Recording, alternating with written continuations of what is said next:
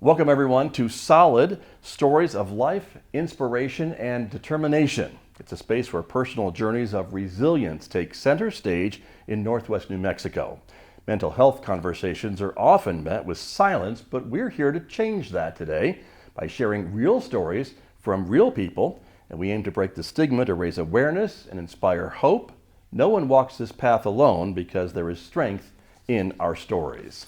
I'm Scott Micklin with KSJE, the campus radio station here at San Juan College, and I'm proud to be a part of this project, and I'm joined with one of the members of the Leadership San Juan class of 2025. Pleased to introduce her to you now, Kim Martin. Kim, thank you for being here. Thank you for having me. And I was born and raised here in this area, and it's a very near and dear to my heart. I want to make sure that we're able to make this a safe place and people can feel comfortable to be able to talk about their stories and be able to get the help that they need. And I'd like to introduce my guest, Jackie Garcia. Hello. I've worked with her for 6 years. She was in my department. She was the payroll tech. Now she's in human resources at San Juan County. She's the HRIS specialist, and she does a phenomenal job, just saying. Thank you. And during the course of time that I worked with her, she let me know that her son had committed suicide. And then she has a special day set aside every year that she uses to honor his life. So I thought it would be good for her to come and tell us her story and let us know how she was able to overcome all of the grief that she went through. So, Jackie, thank you for being here. Thank you for having me. You bet. Tell us a bit about your story. Let's start My a little story. bit about you and your son. Okay. I moved to Aztec in 1978. I went to school, graduated from Aztec, started a family, mother of 2 children, a daughter and a son. They went to school in Aztec their whole lives. Fast forward to, I guess, my son. It's the before and after. Most people who have lost a child can tell you that their life is now divided into the before and the after, and here we are at the after, and I never expected my son to commit suicide. I never saw signs. There were no signs. I almost drove myself crazy searching for signs. What did I miss? How could I have missed something? None of those. None. None of those. The Leadership San Juan class of 25. I'm originally from Indonesia. I was born and raised in Indonesia, and I moved to the United States, and I make my home base here in San Juan County starts in 2012. And sitting right next to me today is Lieutenant Christopher Rockwell. Nice to be here. Thank you guys very much. So I first met Chris through the Leadership San Juan. And then let me tell you, his journey is nothing short of incredible. Growing up in California, he faced tough challenges early on and battled addiction. But through a powerful faith journey, he completely turned his life around. So his story for me and for us as a team is a journey of resilience, transformation, and hope. Wonderful. Thank you. And thank you, Lieutenant Rockwell, for being here with us. Absolutely. You're with welcome. the Salvation Army here in San Juan County. I guess get us started, if you would, by talking a bit about your story of how you got to San Juan County. Well, it's quite a journey, and resilience is definitely a good word. Originally, growing up in California, I came from a broken home. My father was a functional alcoholic. My mother was an insurance administrator for Transwestern Insurance and then Blue Cross. And she was a no-nonsense lady. And basically what happened was in our household, it became very dark and troublesome because fast forward to Leadership San Juan, and we were developing our project.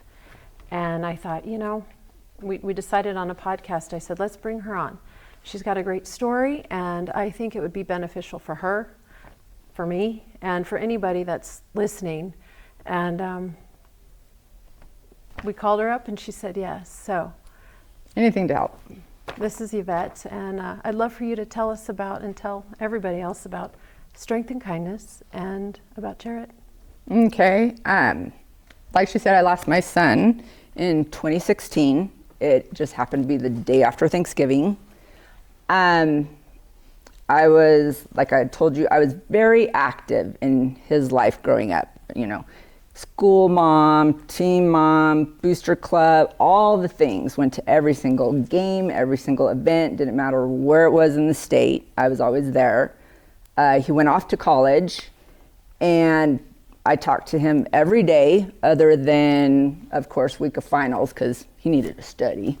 And we had, I thought, a very open relationship. He could talk to me about it. I mean, he'd call if he was mad, if something upset him, the happy things. Oh, you should have seen this. I got this on the paper. Send me papers. What do you think about this? Right. You know, I thought was pretty open relationship. Right. No one in our family, even his closest friends, nobody knew he was dealing with depression secretly.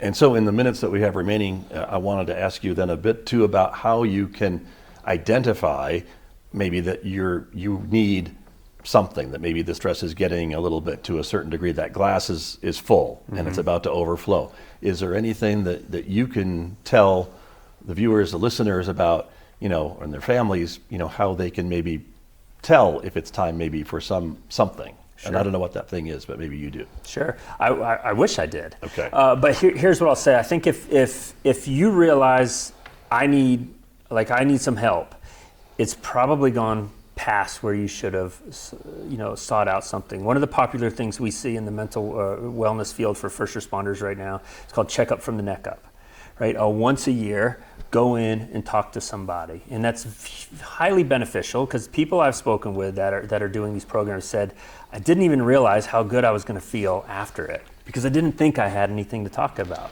But you get in there with a trained professional who can help you, who understands, who's culturally competent and understands the profession, can help you process some of what you've dealt with. I think there's benefit for all of us in that.